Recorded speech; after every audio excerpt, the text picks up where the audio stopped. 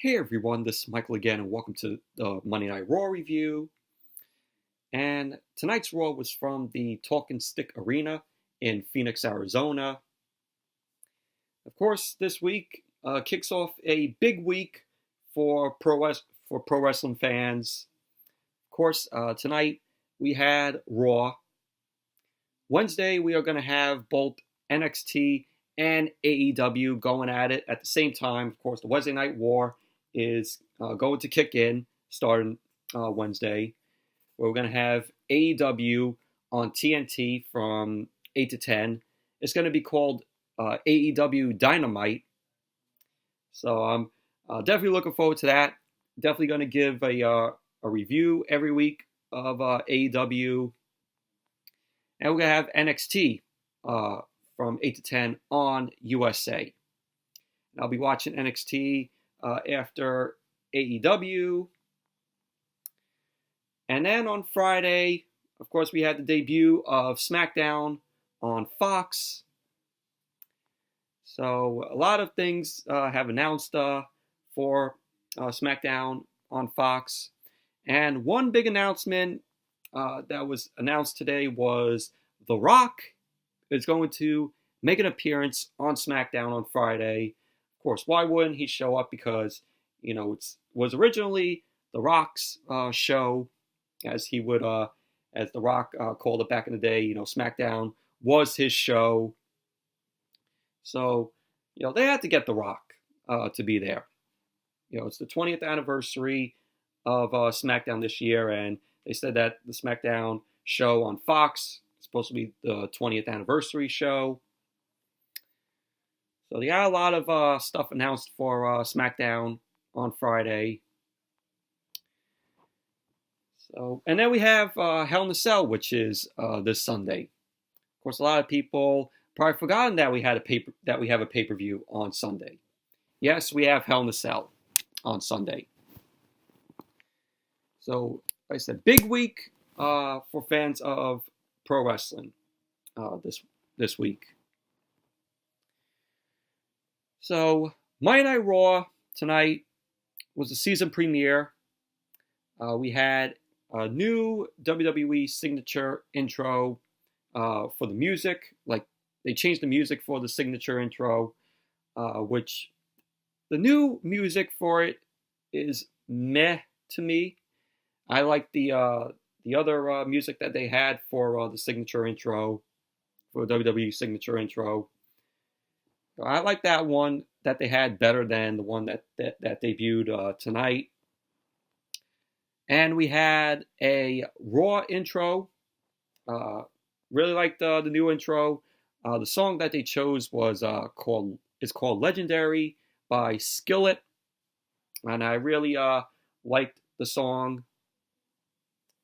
I think it fits the show, in my opinion.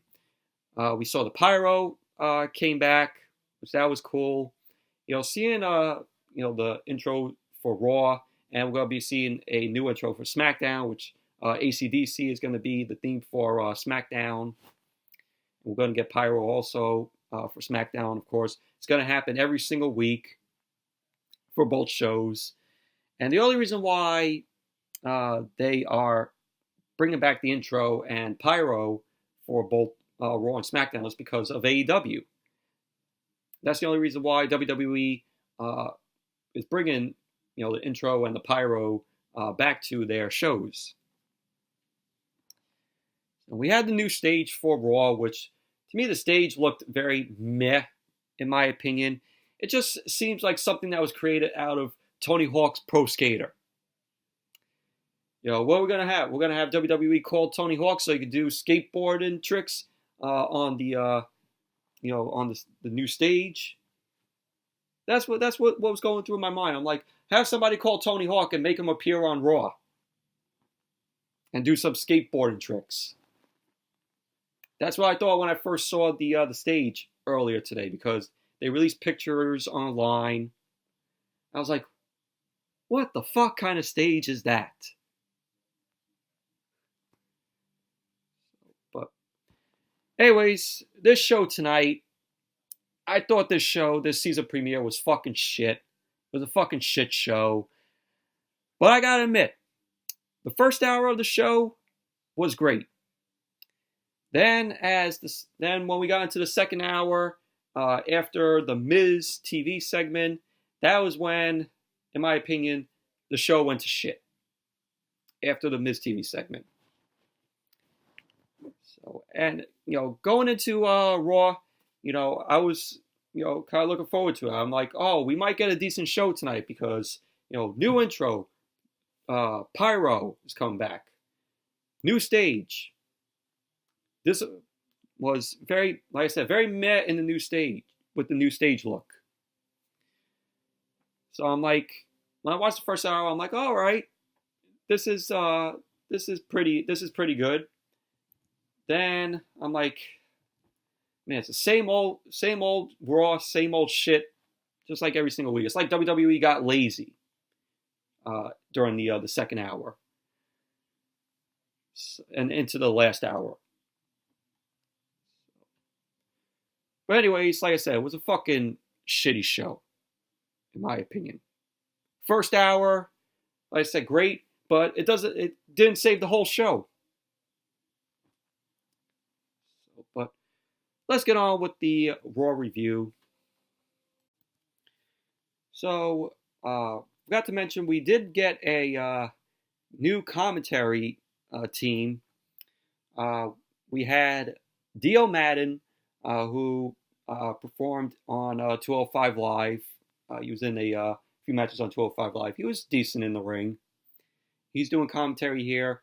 Vic Joseph, he did commentary for 205 Live. I think he's a very good commentator. I think he's better than Michael Cole. So Vic Joseph, I like him. I like him as a commentator. And then we had Jerry Lawler, Jerry the King Lawler, come back on commentary. I'm like, when they announced that Jerry Lawler was coming back on commentary, I'm like, what year is it? This is 2019. Jerry Lawler, I respect Jerry Lawler for the commentary that he did during the Attitude Era and in the Ruthless Aggression Era, but 2019 Jerry Lawler on commentary, I'm like, he tonight was very meh on commentary, and it was announced in an article that Jerry Lawler is not going to be staying on the commentary table for on the Raw commentary table for that long. He's eventually going to get replaced by Tom Phillips. So Tom Phillips is going to come to Monday Night Raw and take over for Jerry Lawler whenever that's going to happen. So, but Jerry Lawler on commentary, I like Jerry Lawler, but on commentary tonight, it was just very meh listening to him. But let's get on with the Raw review. So Raw opened up tonight. The season premiere of Raw opened up with Rey Mysterio coming out. Rey Mysterio came out. He got on the mic, and it showed that his son Dominic was sitting front row. And Rey Mysterio ended up saying that later tonight he faces Seth Rollins for the Universal Championship. Rey went on to say that he is dedicating that match to his son Dominic. Then he gets interrupted by Brock Lesnar. Brock Lesnar and Paul Heyman came out. They both made their way to the ring. And Paul Heyman, he tries to do his thing on the mic, but Mysterio ends up yanking the microphone from Paul Heyman.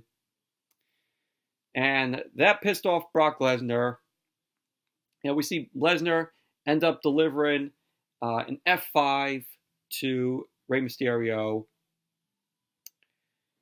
Then Lesnar ended up delivering another F5 to Mysterio. So Dominic was standing up. He was looking at what Brock Lesnar did to his father, did to Dominic's father, Rey Mysterio. And Lesnar gets out of the ring. He ends up going to Dominic, where he sitting in the front row. And he ends up grabbing Dominic, pulling him over the barricade, and he picks up Dominic. Lesnar picks up Dominic and rams him into the ring post. And he ends up slamming Dominic on the outside. Lesnar ends up tossing Dominic in the ring, and Brock Lesnar ends up delivering a suplex to Dominic. Lesnar then picks up Mysterio because Mysterio ended up grabbing onto Lesnar's leg, so he wouldn't do any more damage to Dominic. And Lesnar didn't like that, so he picks up Mysterio and delivers a third F5. Mysterio got a third F5 from Lesnar. So Brock Lesnar and Paul Heyman, they go to leave, and Brock Lesnar's like, he decides that he's not done yet. Gets back in the ring, hits suplexes to Mysterio and Dominic. We had the road agents come and check on Rey Mysterio and Dominic. Brock Lesnar ended up leaving the ring again. So Brock feels like he's not done just yet.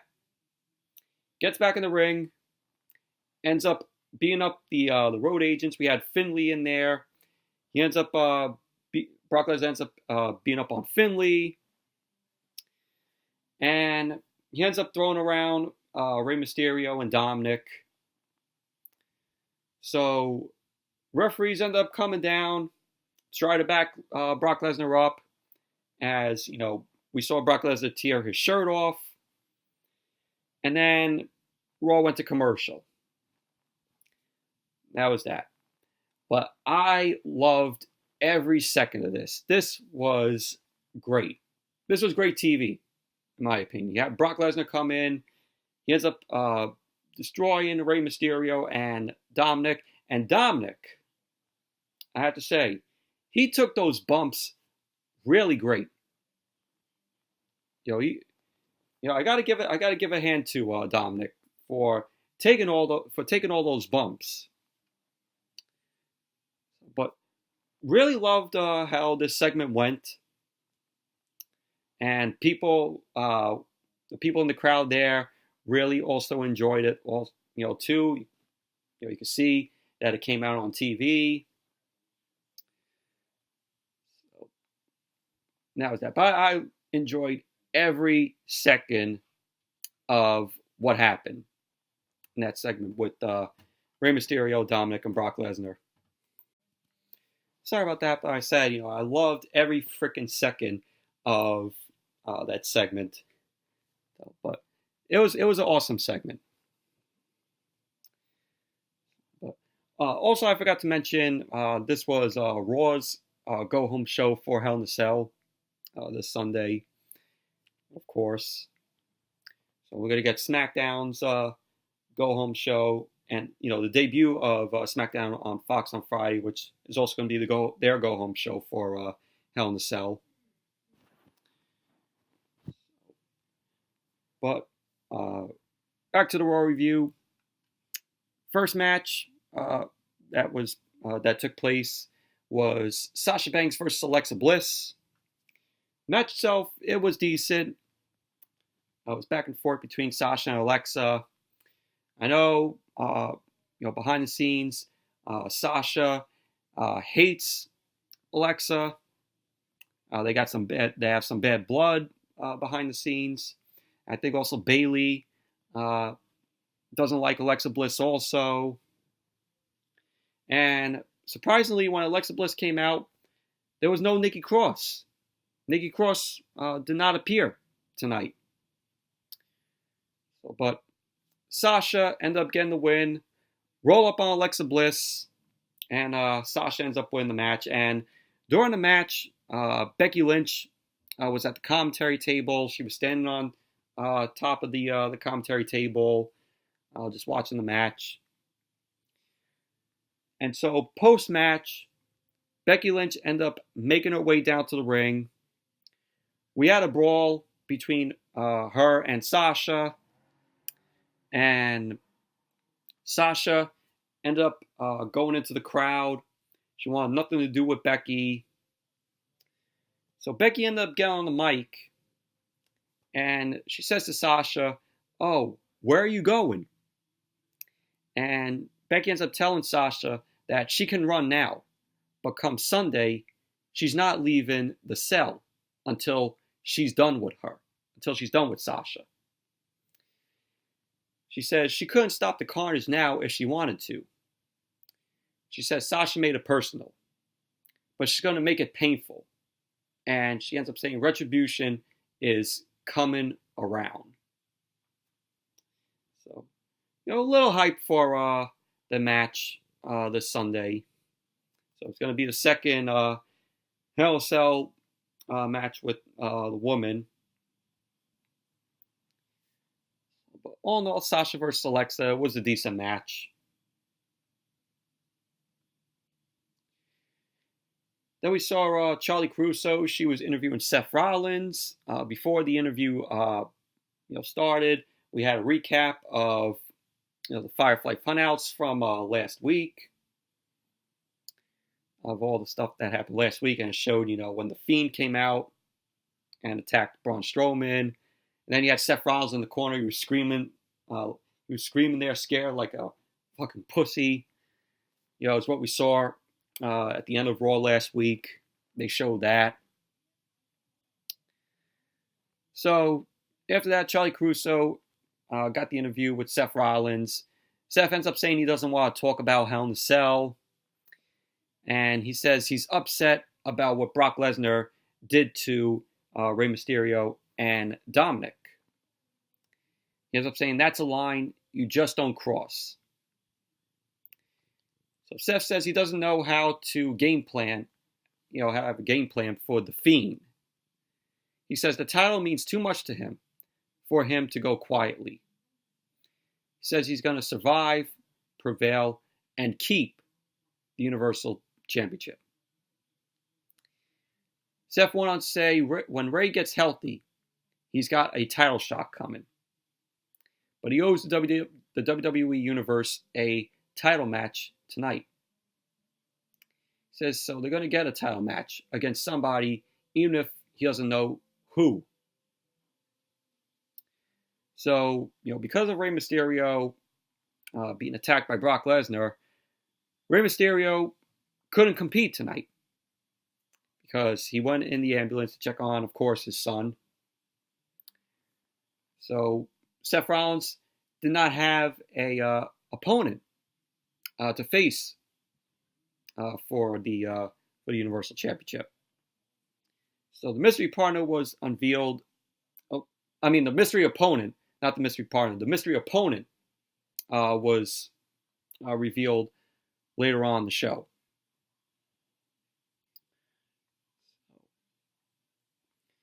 Then we had Robert Roode and Dolph Ziggler versus Heavy Machinery. This was a tag team match for the Raw Tag Team Championships. And the match itself, it was a pretty entertaining match. It was a decent match between these guys. Heavy Machinery, of course, very fun. And, Heavy Machinery is a SmackDown tag team.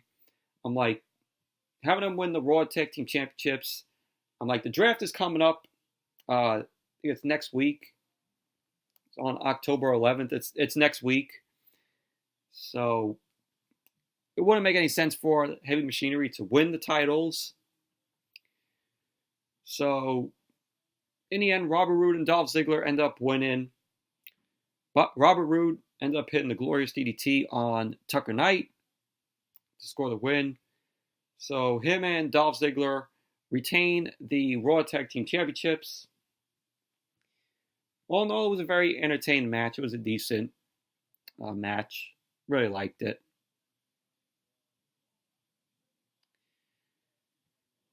Then we had The Miz.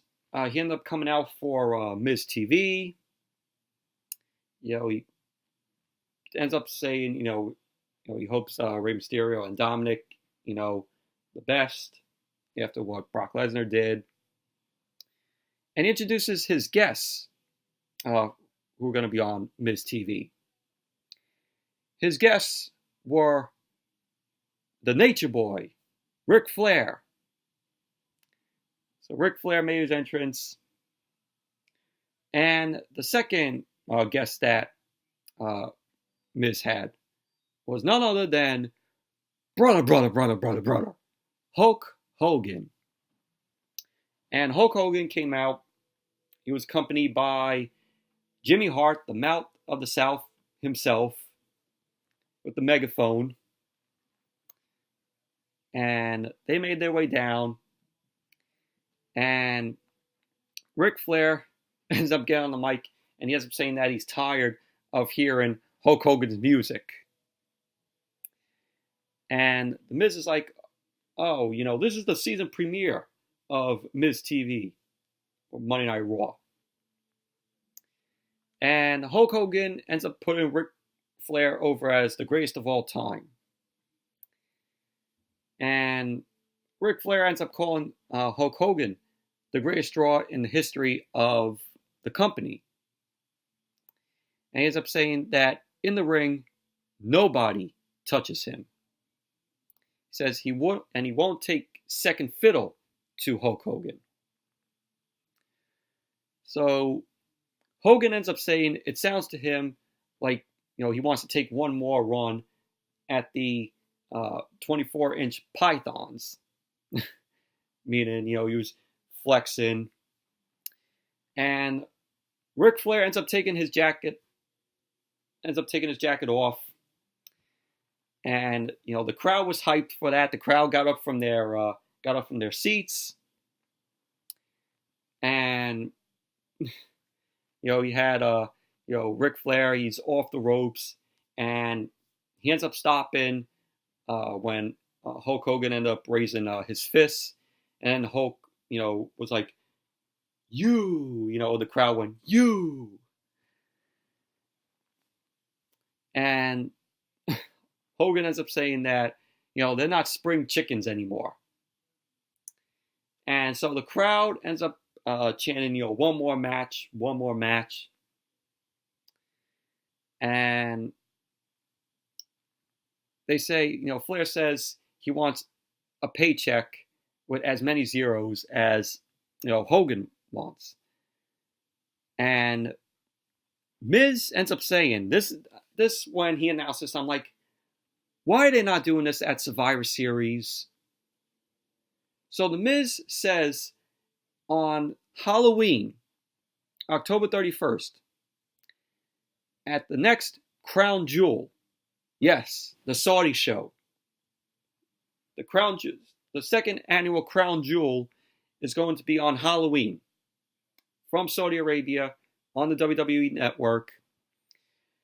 Miz announces that it will be Team Hogan versus Team Flair in a 10-man tag. So it's going to be a 5-on-5. And the legends are going to be the coaches. So Hogan and Flair are going to be the coaches. And that's when I'm like, what the fuck? Why are they not doing this at Survivor Series? But they got to do it at a Saudi show, a Saudi Arabia show? Why?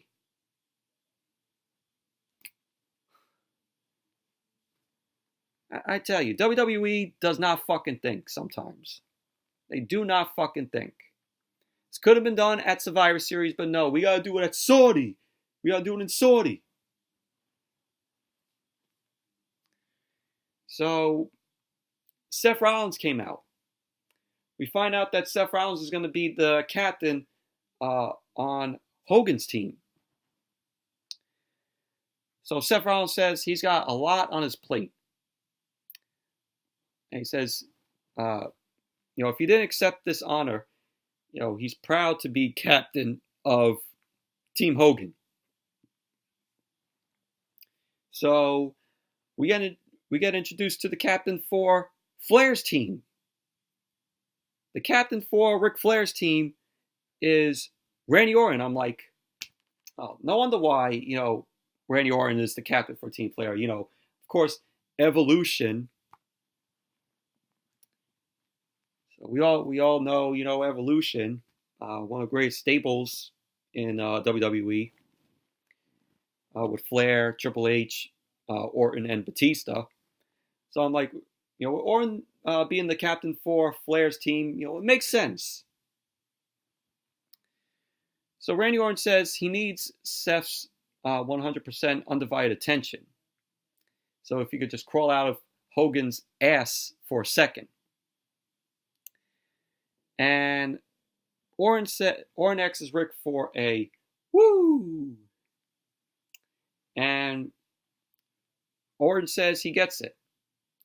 And he gets it, explaining that they're going to pick their teammates over the next couple weeks. He says, seeing as it's the season premiere, they're both in the ring. And he wants a match right here, right now, against Seth Rollins. So Seth ends up saying he was looking for somebody to step up. And he wants to do it. So we had crew members come out. They end up taking the rug out of the ring. Seth Rollins and Randy Orton end up tossing the chairs out of the ring. So the crew members, get in the rug out of the ring. And this is where I'm like, it goes downhill. We have King Corbin. Yeah, like we got to see King Corbin. King Corbin comes out. And King Corbin only came out because it gave a chance for Orton to blindside Seth Rollins. So Seth Rollins was punching Orton. Corbin comes in, attacks Rollins with his scepter, and both Corbin and Orton stomping away at Seth Rollins. And then Rusev ends up coming out, takes King Corbin out, and Randy Orton was trying to go for the RKO, but Rusev ended up blocking it and laid the Machka kick to Orton. And Seth Rollins ended up laying out Corbin with the super kick. And Rusev ended up delivering the Machka kick to Corbin as well. So Rusev and Seth were standing tall. Crowd starts chanting for Rusev. They were chanting Rusev Day. And both Seth and Rusev headed to the stage, and they end up, posing with Hulk Hogan. And that's how the segment ended. But really enjoyed this Miz TV segment. It was good to see. It was good to see Ric Flair and Hulk Hogan. But WWE probably, did this because, they're desperate. They want to get their ratings back up. That's the only reason why they had Ric Flair and Hulk Hogan there tonight. So that's all it was. It was for a ratings draw.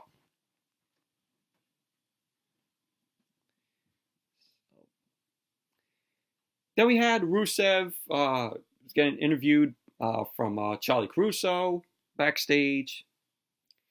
Charlie Caruso asks Rusev, "Oh, where is Lana?"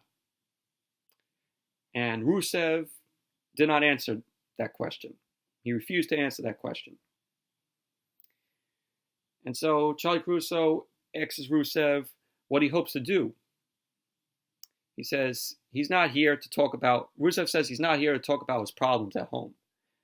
but rather about Seth Rollins' problems at work. Rusev says Seth was the only guy to step up. Rusev says he was the only guy to step up to Seth Rollins and help him. So he knows Seth owes him a debt, and he's here to collect. So he makes the announcement saying that he wants the Universal Championship match tonight.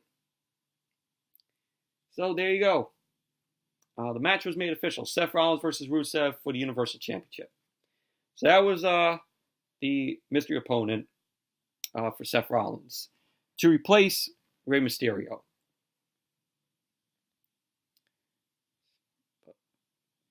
It's cool to see Rusev back. Looks great.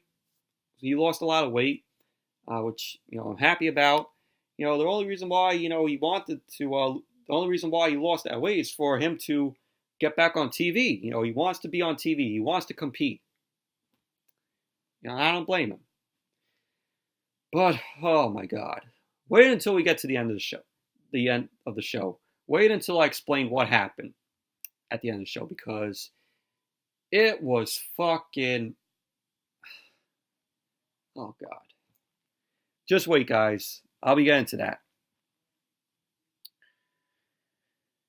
So the next match, War Raiders versus Gallows and Anderson tag team match. This was the start of the second hour, and this is where the show went to shit. War Raiders versus Gallows and Anderson tag team match was okay match. Wasn't great. Didn't love the match.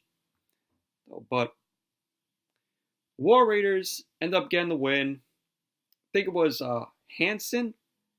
I'm not calling them Eric and Ivar. It's Hanson and Rowe. That's what their names are always going to be to me ever since they were in NXT. I ain't calling them the Viking Raiders. Calling them the War Raiders still. So I think it was Hanson. He delivered a splash off the top onto Gallows, and the War Raiders end up winning. Okay match. Didn't love it. Wasn't the greatest match, though, but it was okay.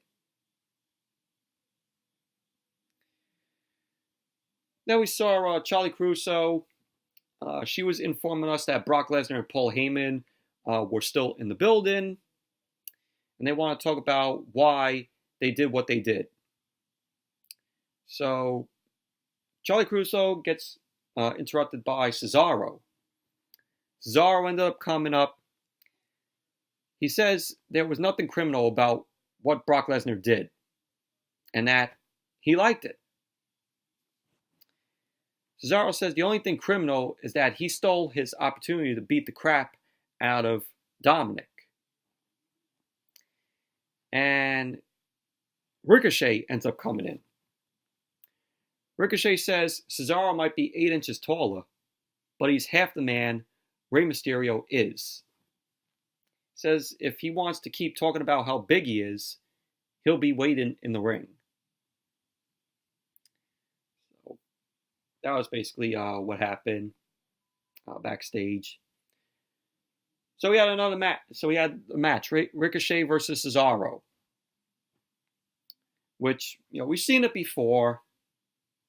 It was decent match, but we've seen it before. It's the same shit. Ricochet ended up getting the win. Springboard Dragarana on Cesaro, which was a very cool move that Ricochet did. So Ricochet ended up getting the win. Overall, we've seen the same match before with the both of them. Nothing new here. It was nothing. Then we had the Firefly Funhouse. Of course, the Firefly Funhouse, one of the best things on WWE TV now. Just very entertaining. Knew at first when these Firefly Funhouse segments started, I shitted on them. Like the first two, I shitted on.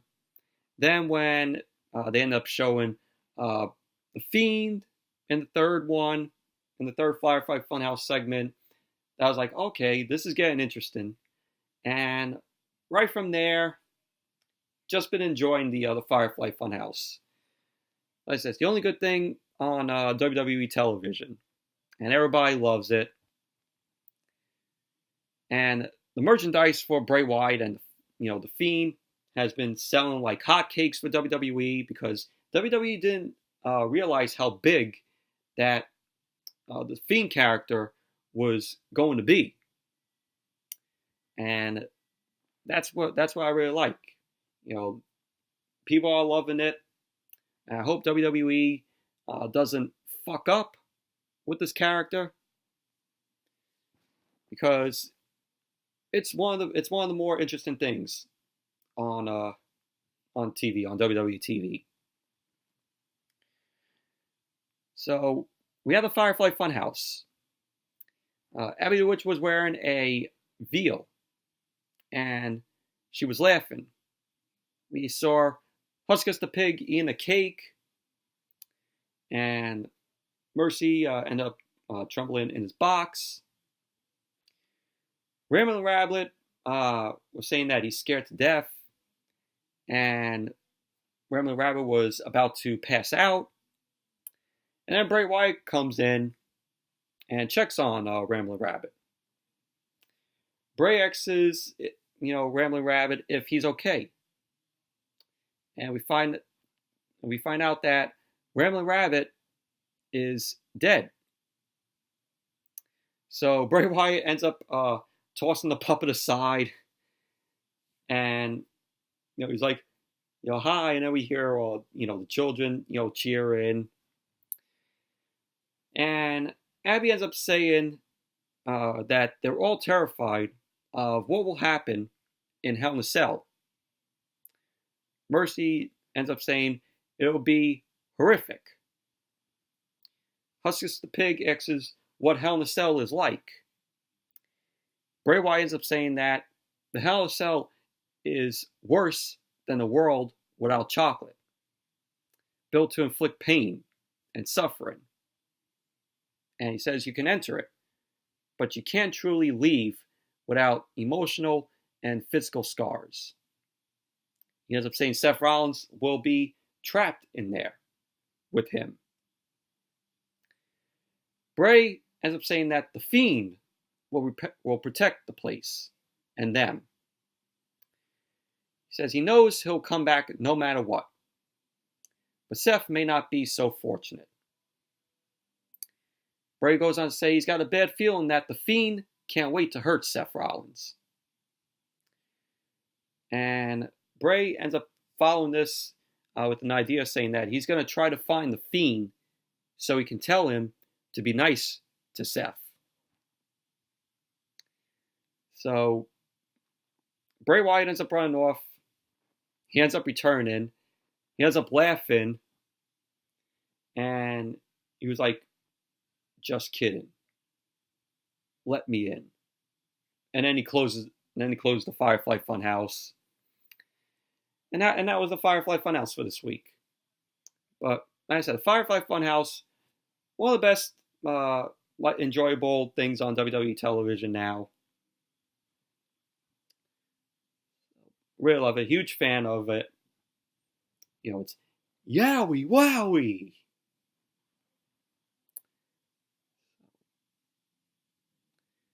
Then we had AJ Styles versus Cedric Alexander for the United States Championship. Like I said, nothing new here. We've seen this before with Styles and Alexander. We've seen it plenty of times before. Nothing new. Same old. AJ Styles got the win. Styles clash on Cedric Alexander. AJ Styles retains the United States Championship. Moving on. Then we had Lacey Evans versus Natalya. Another thing that we keep on seeing. This match was meh. Lacey Evans got the win. She ended up rolling up Natalya. Lacey Evans grabbed the tights, and she won the match. Lacey Evans won. Post-match, we saw Lacey Evans end up hitting the woman's right on Natalya. So that was that. Like I said, after the Miz TV segment, this whole second hour and the third hour were shit. Except for the Firefly Funhouse.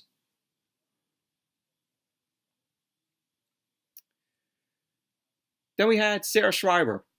Sarah Schreiber was interviewing Paul Heyman. Paul Heyman admits that Brock Lesnar's actions were wanted and reckless.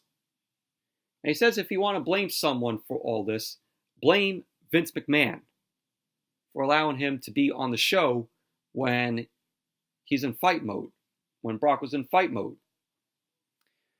Paul Heyman says on Friday night, there's a lot of wannabe tough guys in this industry, and not one of them can do a damn thing about what's going to happen to Kofi Kingston on Friday. Of course, it's going to be Kofi Kingston versus Brock Lesnar for the WWE Championship on SmackDown on Friday. Of course, I see Brock Lesnar taking the title off of Kofi because Fox, wants Brock Lesnar on SmackDown. Since Brock is, entertainment. You can tell. Brock Lesnar, I already know Brock Lesnar is going to be the champion on Friday, come Friday. So, Paul Heyman ends up saying Kofi can thank God every night for the power of positivity. He says, but the devil thanks him for lining up victims for Brock Lesnar. He says, this Friday on Fox, you'll hear the words, and new reigning, defending, undisputed WWE Heavyweight Champion of the world, Brock Lesnar. And that was the interview with Paul Heyman. But get ready, guys. We're all going to hear that on Friday because Brock Lesnar is going to be winning the title. Kofi Kingston's WWE Championship title reign is going to be coming to an end. It was a nice run that Kofi had with the title since he won it at WrestleMania. I know a lot of people are saying Kofi's title run has been shit, but to me, it was entertaining. It was entertaining. It's happy that Kofi won the title at WrestleMania, even though we all knew he was going to win it. But get ready. We're going to be seeing Brock Lesnar as the new WWE Champion come Friday.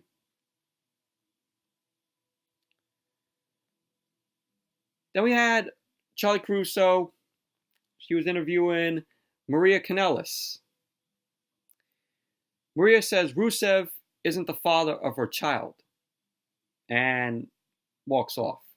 And that whole storyline that WWE is going to do with the Who's the Baby Daddy, and they were going to involve Maury Povich on it. Apparently, from what I heard, WWE has now scrapped that. That is not taking place now. But if it's true, I'm glad it's not. I'm glad that they're not going with that. So Sasha ends up coming in. She ends up stealing the mic from Charlie Caruso. She ends up calling Becky Lynch out. She says that Becky is not man enough for her. Sasha says, you want to talk about carnage? She'll show her carnage at Hell in a Cell when she makes Becky tap out. And then she gives the mic back to Charlie Caruso. More hype for Sasha and Becky at Hell in a Cell for the match in the Hell in a Cell. And then we had the main event, Seth Rollins versus Rusev, which, the match itself, it was, in my opinion, it was back and forth between Seth and Rusev. You saw Seth get some upper hand on Rusev. But Bobby Lashley ended up returning because there was like a limo that came, and then Raw went to the commercial, and Bobby Lashley ends up returning to Raw tonight. And he's on the stage, and Rusev is looking like, huh? Like a what the fuck that he had on his face. A what the fuck look that he had on his face. Because Bobby Lashley was like, he was going like that, like trying to bring somebody out on the stage. And he's telling someone to come out. And it's revealed that it's Lana. It's Rusev's wife. So Lana makes her way out. She got a big pop from the crowd. And Rusev was like, still with the what the fuck look on his face. Like, what's happening here? And then, oh my God. This was so fucking shit. This was absolute garbage. I don't know who the fuck wrote this. Whoever wrote this needs to be fucking fired. So, when Lana came out, she was on the stage with Bobby Lashley. Like I said, Rusev still had that what the fuck look on his face. Like, what's happening? And then we see Bobby Lashley and Lana end up kissing. And then Rusev was like, what the fuck is going on? This was fucking garbage. I couldn't believe what was going on there. Bobby Lashley and Lana. So it was revealed that, Lana cheated on Rusev with Bobby Lashley? I mean, what the fuck is going on? First we have Rusev in this stupid baby daddy shit with Mike Kanellis and Maria. And now they're doing this shit with Bobby Lashley and Lana? Oh my God. What the fuck? And then this was the best thing to end the show. We had the lights go out. Seth Rollins was on the outside. And we see the Fiend end up putting the mandible claw on Seth Rollins. So the Fiend finally got to Seth Rollins on the outside. Locked in the mandible claw on Seth. And, it faded to black. Or went to black. And the watermark on the screen for, Raw, ended where it says, 2019, the World Wrestling Entertainment, Incorporated copyright. And we just hear, the laughs of Bray Wyatt or Fiend. And then Raw went off the air. And that was it. That was the only best part of those last minutes of Raw with the Fiend. Bobby Lashley and Lana, absolute fucking shit. I could not believe that whoever fucking created that, whoever fucking wrote that, honest to God, that person needs to be fired. That was literally the worst fucking ending to Raw. Literally. Absolute garbage. And I hope this storyline doesn't fucking go anywhere. I hope they drop the storyline within a month. I don't know what they have planned, but I hope it doesn't last that long. Because what I saw there, it's going to be cringe-inducing garbage.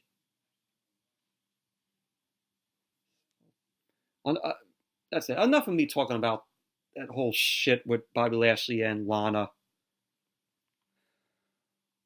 But anyways, the season premiere of Raw was a shit show. Like I said, the first hour was great.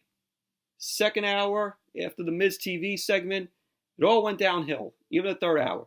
The only good things were the Brock Lesnar segment with Rey Mysterio and Dominic. And Sasha and Alexa.